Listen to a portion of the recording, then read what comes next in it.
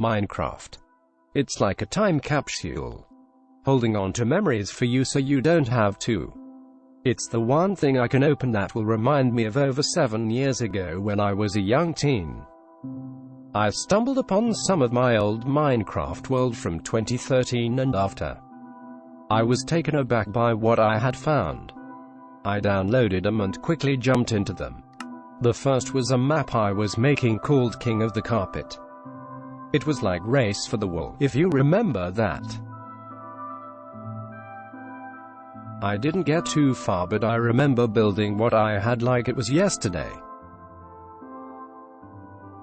You were supposed to gather all the carpet throughout the map before the other side did. It was something I would have played with my friends back then. The next was a witch hut I was going to turn into a farm by myself. Another world I didn't get too far in. But for some reason I felt like keeping it. Witch huts farms were something I was real into for about half a year. The appeal of them is something I can't explain, but I wanted to make one myself and reap the rewards. I had created one with online friends from a server I had, but it wasn't the same. The next was a world I just called Fight. It was a time I was into command blocks. It was going to be a world that my cousin and I would just get on when we were bored to practice our PvP for online servers and things like Hunger Games.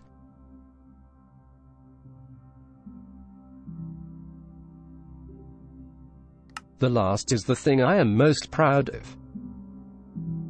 It was a world I had always played on with my cousin.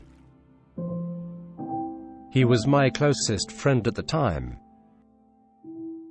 We must have had weeks of in-game time on this world.